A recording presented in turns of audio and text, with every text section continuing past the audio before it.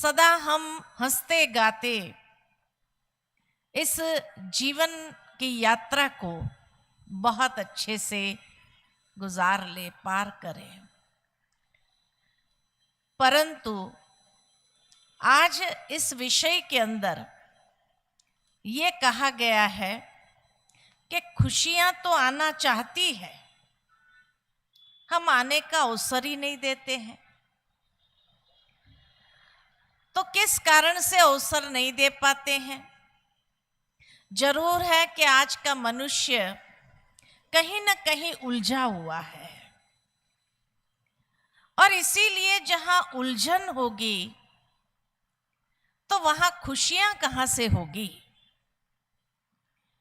तो कौन सी उलझनों में हम फंसे हैं और उसको दूर करने का तरीका क्या है, ताकि हमारे जीवन के अंदर खुशियां सहज आ जाए। तो वास्तव में देखा जाता है कि खुशियां मालिक की सेवा करना चाहती है, परंतु आज खुशियों की जगह हमने किसको स्थान दे दिया है, जिस कारण खुशियां प्रवेश नहीं कर पाती है। तो देखा जाता है कि हमने अपने जीवन के अंदर कुछ ऐसी बातें भर दी है, ऐसी बातों को स्थान दे दिया है जिस कारण खुशियां नहीं आती है। सबसे पहले हमने स्थान दे दिया है टेंशन को, तनाव को। अब जहां तनाव होगा तो खुशी कहां से होगी? और किसी ने बहुत सुंदर कहा है कि तनाव के साथ इस कदर दोस्ती कर ली है हमने कि जिस दिन तनाव नहीं होता है उस दिन और ज्यादा टेंशन होता। क्या तनाव क्यों नहीं है? भावार्थ ये कि टेंशन जीवन में अगर बना रहेगा, और टेंशन माना जहां टेंशन होगा तो व्यर्थ चिंतन, नकारात्मक चिंतन जरूर होगा। टेंशन आया उसी का नाम है कि विचारों में परिवर्तन आ जाता है, और जहां विचारों में सकारात्मकता ही न हो तो खुशी तो आ नहीं सकती। जहां सकारात्मकता का इनफ्लो होगा वहां खुशी आएगी। तो इसीलिए टेंशन से हमने अपने जीवन को भर दिया है। आज की दुनिया के अंदर अगर देखा जाए, छोटे छोटे बच्चों को टेंशन होने लगा है। एग्जाम आती है और वो बच्चे घर जाते हैं, अपने माता पिता से कहते हैं कल एग्जाम है, हमें टेंशन हो गया है। और उनका टेंशन देख करके माता पिता को डबल टेंशन हो जाता है कि अरे एक पेपर एग्जाम को फेस नहीं कर सकता है तो जीवन की वास्तविकताओं को कैसे फेस करेगा? और ये देखते हुए टेंशन हमने अपने जीवन में ऐसा स्थान दे दिया कि अभी टेंशन के बिना जीवन सोच ही नहीं पाता इंसान कि टेंशन के बिना जीवन कैसा होगा। भावार्थ ये कि आज टेंशन क्यों होता है जीवन में, तो जिस तरह से शरीर के अंदर थोड़ा सा वातावरण परिवर्तन होता है कि सर्दी जुकाम बुखार आ जाता है, डॉक्टर के पास जाएंगे तो यही कहेंगे कि आपकी फिजिकल इम्यूनिटी कम हो गई है, शारीरिक प्रतिरोधक शक्ति क्षीण हो गई है, इसीलिए आपको सर्दी जुकाम बुखार हो गया है, वायरल है, कुछ नहीं है, ठीक हो जाओगे। एक एंटीबायोटिक देगा, एक मल्टीविटामिन देगा ताकि और ज्यादा कमजोरी ना आए। लेकिन तनाव क्या चीज है? तनाव माना ही जहां हमारी आध्यात्मिक प्रतिरोधक शक्ति क्षीण हो जाती है, क्योंकि शायद हमने अपनी जीवन शैली ऐसी बना दिया कि उस जीवन शैली में आध्यात्मिकता को जोड़ा नहीं। आध्यात्मिकता हमारे जीवन से दूर होती गई। और इसीलिए भगवान ने श्रीमद् भगवत गीता में भी यही कहा है कि हे अर्जुन, तुम अपने जीवन में योग अर्थात संतुलन ले आओ। किसका संतुलन? आध्यात्मिकता और भौतिकता का संतुलन चाहिए। हमने भौतिकता को बहुत अपना लिया, आध्यात्मिकता कहीं ना कहीं छूटती जा रही है। और जहां आध्यात्मिकता छूटती जा रही है तो आध्यात्मिक प्रतिरोधक शक्ति भी तो क्षीण होती जाएगी। तो इसीलिए तनाव आना स्वाभाविक है। हर छोटी बड़ी बात मन को प्रभावित करती है। कभी टेंशन हो गया, कभी चिंता हो गई, कभी डिप्रेशन आ गया, इतना ज्यादा नेगेटिव चिंतन आरंभ हो गया कि उसको कंट्रोल करने की ताकत नहीं रही। तो जहां ये टेंशन, चिंता, तनाव जीवन में आने लगेगा तो खुशी तो आ नहीं सकती है। इसीलिए आध्यात्मिक प्रतिरोधक शक्ति को बढ़ाने की आवश्यकता है। और जितना उसको बढ़ाते जाएंगे उतना आप अपने मन को सदा खुश, प्रसन्न महसूस करने लगोगे। दूसरा, हमने स्थान दिया है अपने मन के अंदर किसको?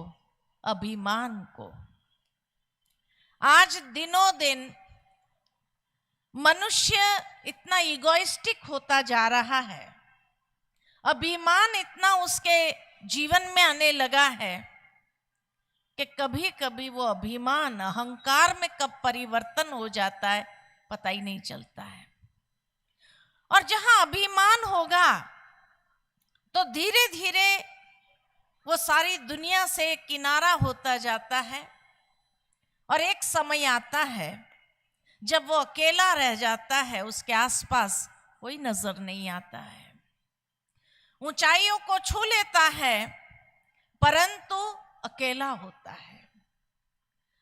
जहां अकेलापन आएगा तो खुशी कहां से रहेगी? इसीलिए अभिमान दो शब्द से बना है, अभी और मान।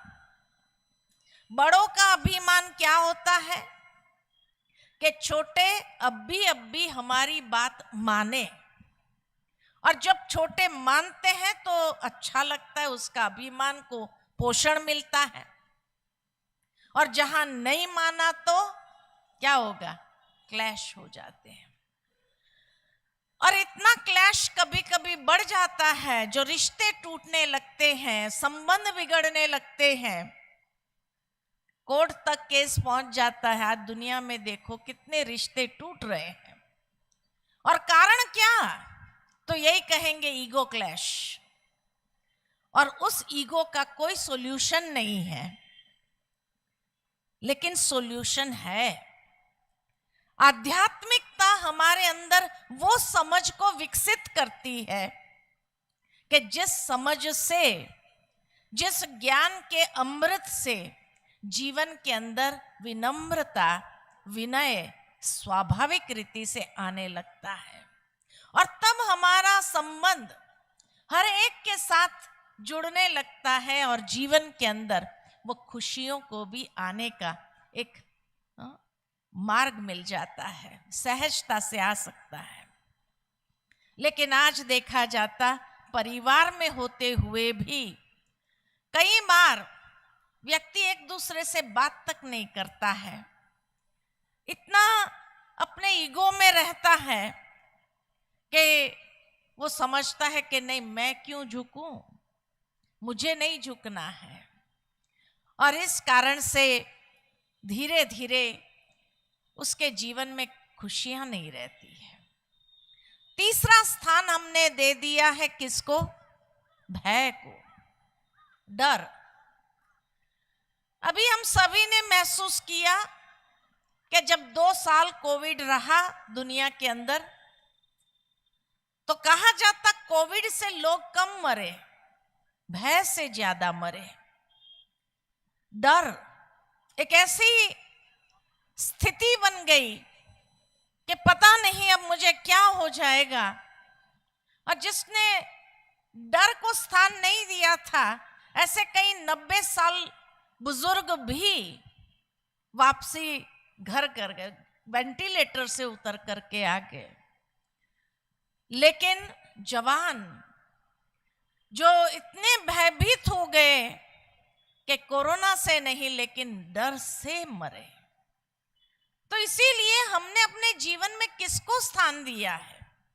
टेंशन को, चिंताओं को, अभिमान को, डर को।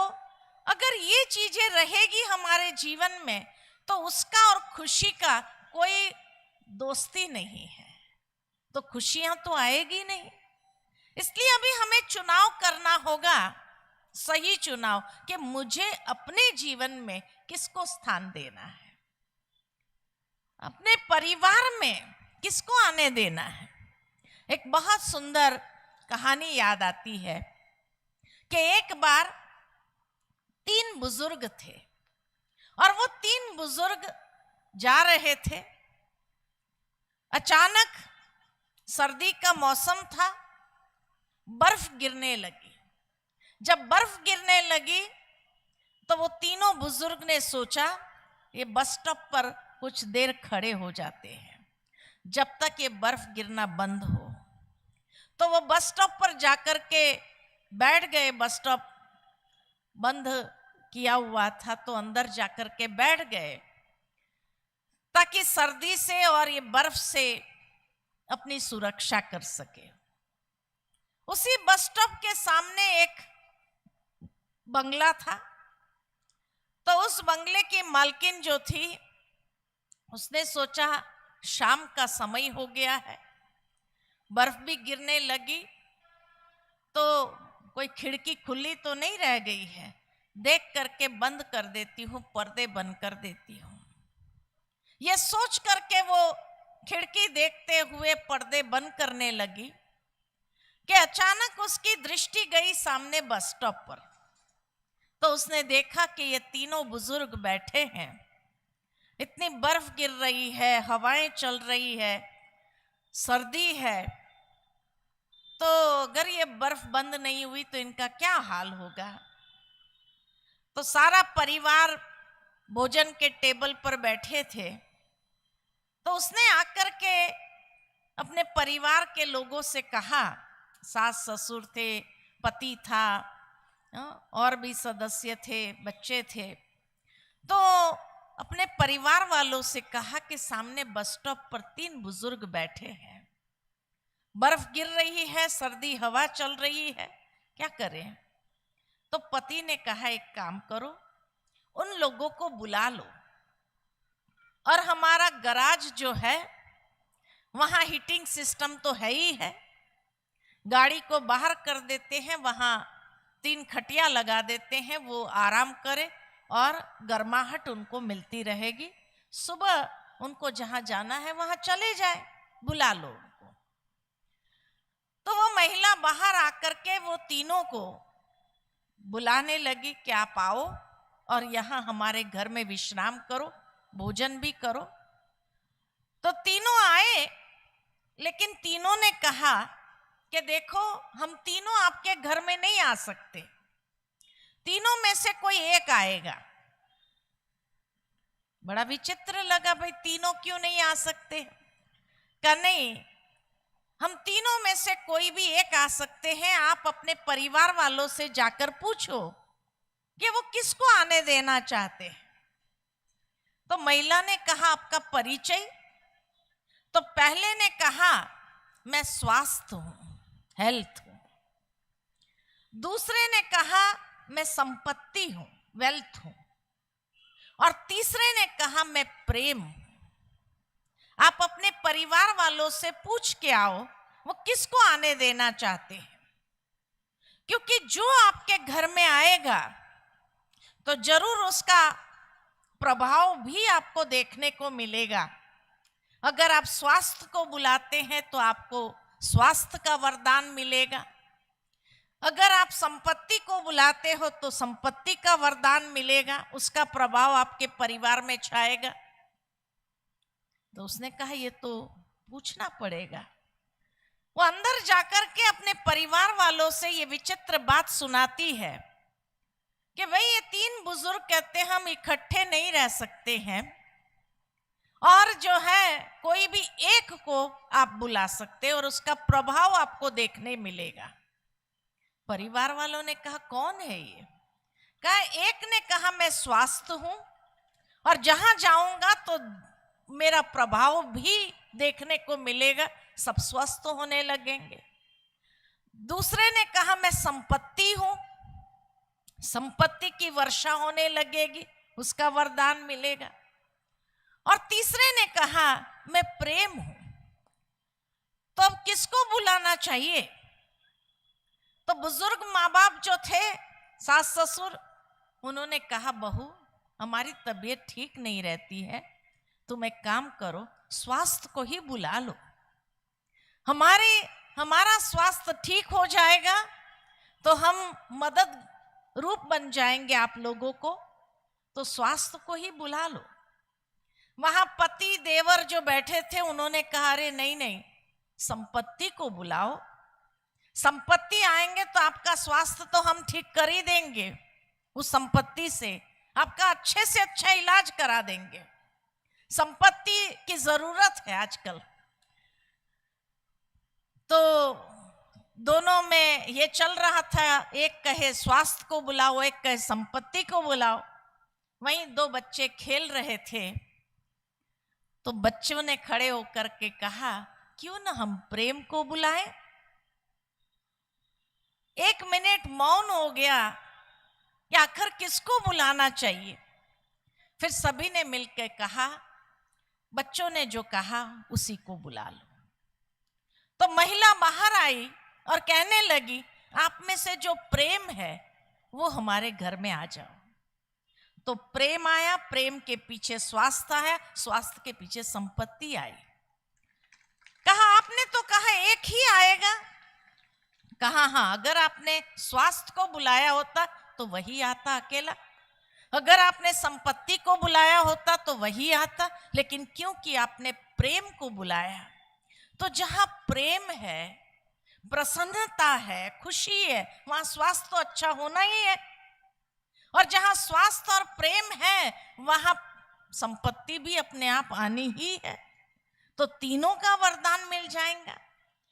तो आज हमें भी अपने जीवन के अंदर, अपने घर में, परिवार में ये सही चुनाव करना है कि हम किसको आने देना चाहते हैं अपने जीवन में। आज की दुनिया के अंदर ये अंधी दौड़ जो लगी है संपत्ति के पीछे, या बस स्वास्थ्य ठीक हो जाए, लेकिन प्रेम का कहीं ध्यान ही नहीं है।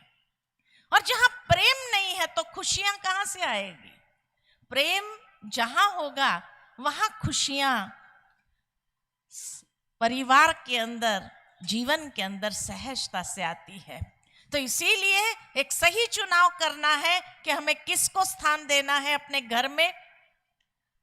खुशियों को आने के लिए प्रेम को स्थान दे, प्रेम पूर्ण व्यवहार हो, और जितना प्रेम पूर्ण व्यवहार होगा तो जरूर है वो प्रसन्नता एक ऐसा वरदान ले आती है जो हमारा स्वास्थ्य भी ठीक होने लगेगा। डॉक्टर्स लोग भी अक्सर मरीज की स्थिति को देख करके यही कहते हैं कि आप उनको ऐसी वैसी चिंता वाली बात कोई नहीं सुनाना, जितना ये खुश रहेगा उतना जल्दी स्वस्थ होगा, कहते हैं ना ये। तो जितना खुशियों को हम आने देंगे अपने जीवन में, स्वास्थ्य अच्छा बना रहेगा, और संपत्ति भी वहाँ, जहाँ अच्छी हेल्थ है तो नेचुरल है कि कई रूप से धन भी खर्च होना बंद हो जाता है, तो संपत्ति भी वहाँ निवास करने लगती है, लक्ष्मी जी का भी वहाँ वास होने लगता है। लेकिन ये खुशियों को जीवन में आने के लिए जीवन के कुछ सिद्धांतों को याद करने की आवश्यकता है।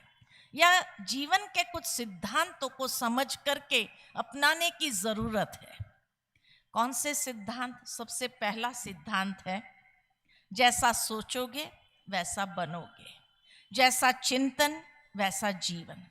तो हमें देखना है कि हमारी चिंतन की क्वालिटी क्या है, हमारे विचारों की क्वालिटी क्या है, उसको देखने की जरूरत है।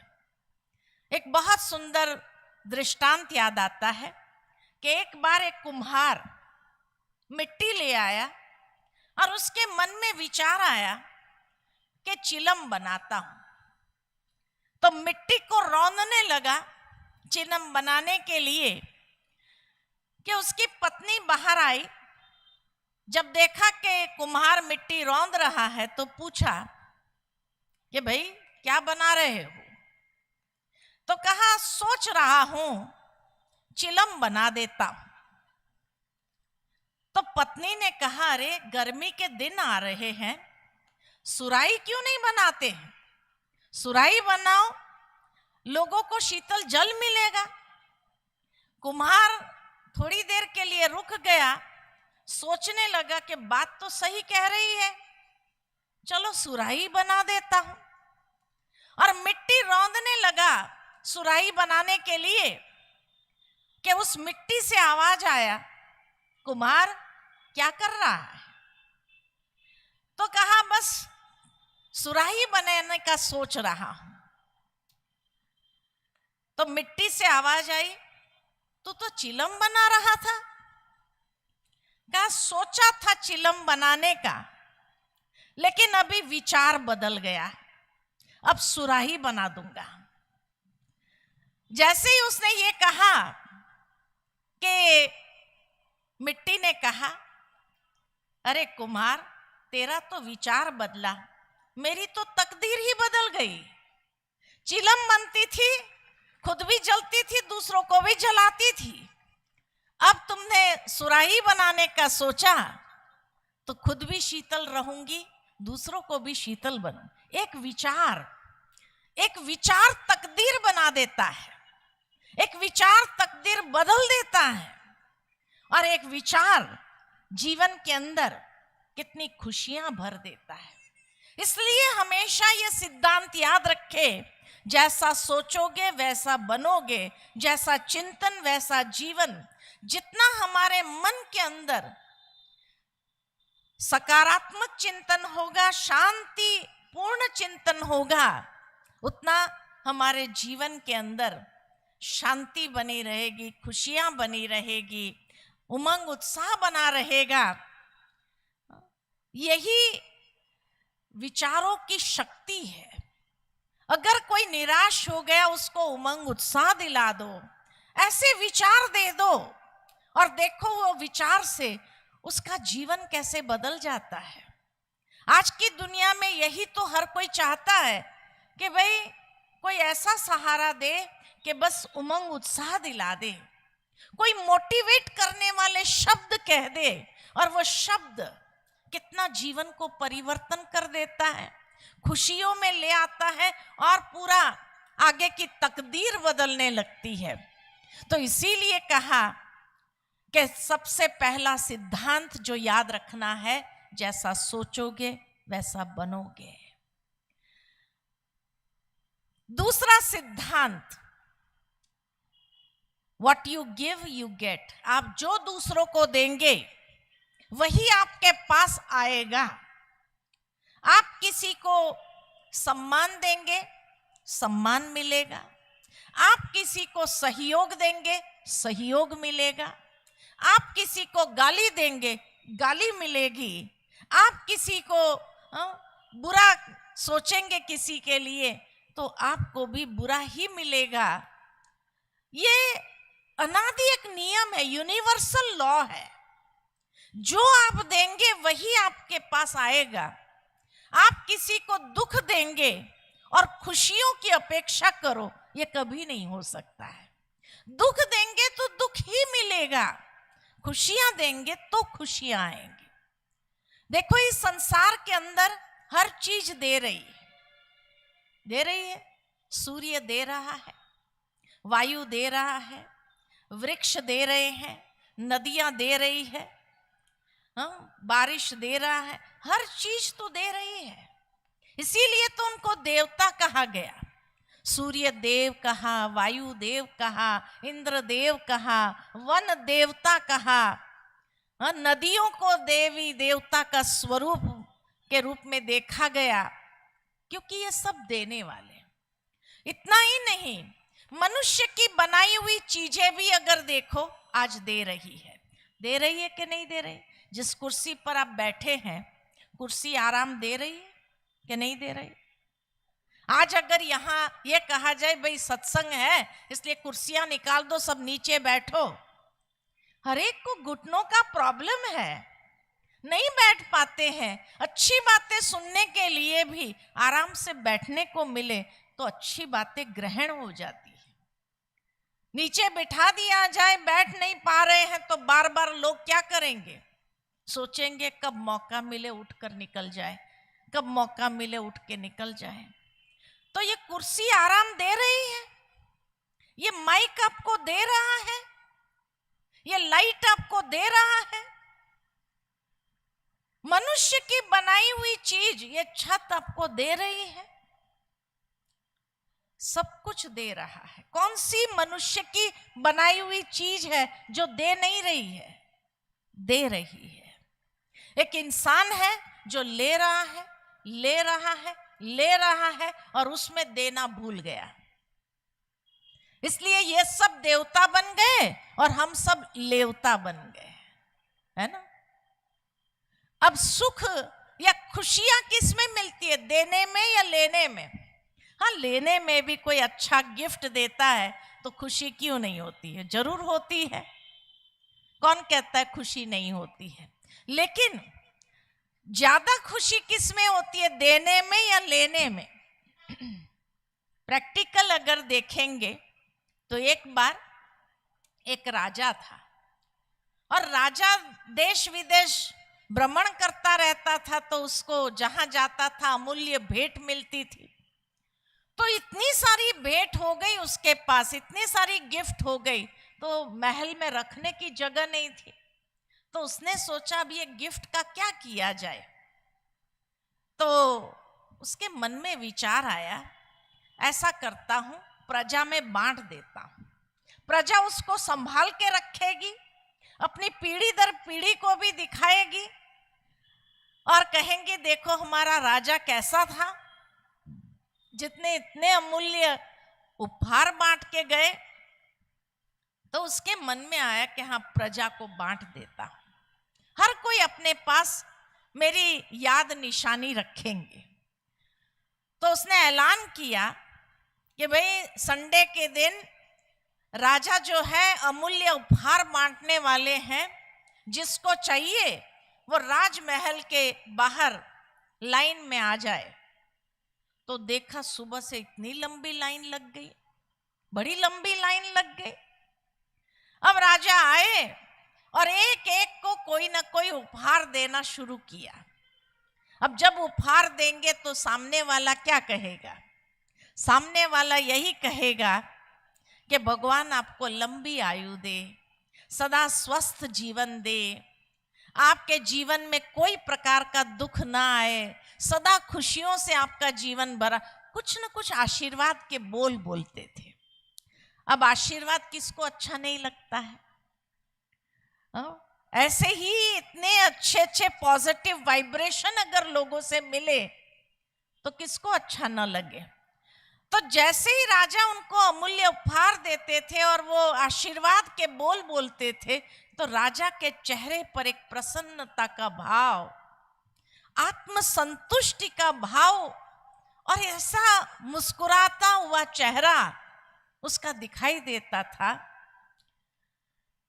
जो जैसे उसको कैसा सुकून मिल रहा है, ये भाव उसके प्रकट हो रहे थे। अब उस लाइन में जो है एक फकीर था, और फकीर जब राजा के ये भाव देखता था कि कितना सुकून मिल रहा है राजा को, कितनी प्रसन्नता आनंद मिल रहा है, कितनी खुशी चेहरे पर चमक रही है, तो फकीर ने सोचा मुझे भी ये भाव अनुभव करना है। लेकिन फकीर ने सोचा मेरे पास तो कुछ है नहीं जो मैं किसी को दूं, तो मैं ये भाव कैसे अनुभव करूं। वो ये भाव अनुभव करना चाहता था अपने जीवन कि ये सोचते सोचते उसका टर्न आ गया लेने के लिए। जब टर्न आ गया तो उसने पीछे वाले को कहा, आप आगे जाना चाहोगे? तो कौन नहीं जाना चाहेगा, तो जरूर है। थैंक यू करके वो आगे गए। हाँ, और खाली थैंक यू नहीं कहा, वो लोग इस फकीर को भी आशीर्वाद देके गए कि भगवान आपको लंबी उम्र दे, आप सदा खुश रहो, सदा। तो उसको बड़ा अच्छा लगा, ये तो अच्छी टेक्निक है प्रसन्नता का अनुभव करने के लिए, खुशियों का अनुभव करने के लिए। तो उसने एक एक को आगे करना शुरू किया। आप आगे जाइए, आप आगे जाइए, आप आगे जाइए। नहीं तो आज तो आगे बढ़ने के लिए हर कोई मारामारी कर देता है। तो इसीलिए जब ये फकीर हर एक को आगे करने लगा और सब लोग उसको कोई ना कोई शुभ वचन कहते थे, तो उसको भी वो सुकून मिलने लगा, वो प्रसन्नता उसके चेहरे पर भी आने लगी, वो खुशी झलकने लगी। और जो है लोगों ने ले लिया, फकीर ने तो कुछ लिया नहीं। उसने कहा मुझे जो अनुभव करना था मैंने अनुभव कर लिया, अब मुझे क्या चाहिए, कुछ नहीं चाहिए, करके चला गया। जब गिफ्ट देने का पूरा हुआ तो राजा ने अपने गुप्तचरों से कहा, जरा नगर में भ्रमण करो और देखो तो सही लोग मेरे लिए क्या बात कर रहे हैं। तो गुप्तचर नगर में घूमने लगे तो हर कोई राजा की खूब महिमा कर रहे थे कि राजा तो बड़ा नेक दिल वाला, इतना अच्छा राजा, इतने अमूल्य उपहार दिए, और हम सभी को कितना जैसे सम्मान महसूस हुआ, राजा ने हमें अमूल्य उपहार दिया, करके बात कर रहे थे। उतने में एक व्यक्ति ने कहा, अरे वो फकीर को देखा, वो फकीर भी उसने लिया कुछ नहीं और उसने अपना टर्न दूसरों को देता गया, दूसरों को आगे करता गया और लिया कुछ भी नहीं, वो भी तो बड़ा महान था। तो ऐसे बातें चल रही थी। तो गुप्तचर जब आकर के राजा को सुनाने लगे कि राजा सभी बहुत प्रसन्न थे, आपकी खूब महिमा कर रहे थे और आपके विषय में बड़ी महानता की बातें कर रहे थे, लेकिन उन्होंने ये भी सुनाया कि उस लाइन में एक फकीर था जिसने कुछ नहीं लिया अपने लिए और वो भी अपना टर्न दूसरों को देता गया, तो उसकी भी बराबर महिमा चल रही थी। तो राजा ने कहा, वो फकीर कौन है, उसको ले आओ। तो कहा, अभी तो उसको ढूंढना ही कठिन है, कौन होगा वो फकीर, कहाँ गया होगा क्या मालूम। तो राजा ने सोचा, चलो दोबारा मैं ऐलान करता हूं कि आज पुनः राजा गिफ्ट्स बांटेंगे, जिसको चाहिए वो ले जाए। तो जब दोबारा ऐलान किया फिर लंबी लाइन लग गई, फिर वो फकीर आ गया और फकीर आया दूसरों को आगे करने लगा कि राजा ने देखा तो राजा ने उसको कहा, ठहरो, फकीर को बुला, इधर आओ, तेरे को जो चाहिए लेके जा, लेकिन ये काम नहीं कर। कहा, मुझे तो कुछ नहीं चाहिए, मुझे जो चाहिए वो मुझे मिल गया। तो किसमें खुशी है, देने में या लेने में? देने में ज्यादा खुशी है, क्योंकि आशीर्वाद की वर्षा होती है, कृपा वृष्टि होती है। इसीलिए जो देंगे वही वापस आएगा। तो आज हम एक छोटा सा निवेदन आपको करते हैं, करें कि आप भी कल का दिन, एक दिन ये एक नियम रखो, एक दिन का नियम, कि कल सारा दिन हमें भी कुछ न कुछ देना है, देना है। ये कर सकेंगे? कर सकेंगे। मैं कोई चीज वस्तु देने की बात नहीं कर रही हूं। आप किसी को सम्मान दो, किसी को सहयोग दो, किसी को शुभ भावना दो, किसी को दुआएं दो, ये तो दे सकते हैं कि नहीं दे सकते हैं? दे सकते हैं। तो जो कहते हैं कल का एक दिन का देवता हम जरूर बनेंगे, अच्छी चीज कोई ना कोई देंगे, अच्छे वचन बोलेंगे, किसी को मोटिवेट करने वाले शब्द बोलेंगे, तो जो एक दिन के लिए देने के लिए तैयार है जरा हाथ तो खड़ा करो। वाह! अरे बहन जी, लखीमपुर में इतने देवता अगर प्रकट हो जाए फिर तो कहना ही क्या, लखीमपुर का तो उद्धार ही हो जाएगा, है कि नहीं? अच्छा, कल का एक दिन का देवता बनने में आपको अच्छा लगे तो एक हफ्ते का देवता बन जाना, ठीक है? हम लोग इसीलिए यही कहते, ब्रह्मा कुमारीज का लक्ष्य यही है, मनुष्य को देव बनाना। और देव बनाना कितना सहज है। एक दिन का देवता बनने के लिए आप सब तैयार हो गए, अच्छा लगे तो एक हफ्ते का देवता बन जाना, और अच्छा लगे तो एक महीने का देवता बन जाना, और अच्छा लगे तो सदाकाल का देवता बन जाना। जीवन ही देखो कैसा हो जाएगा, खुशियों से भर जाएगा या नहीं भरेगा?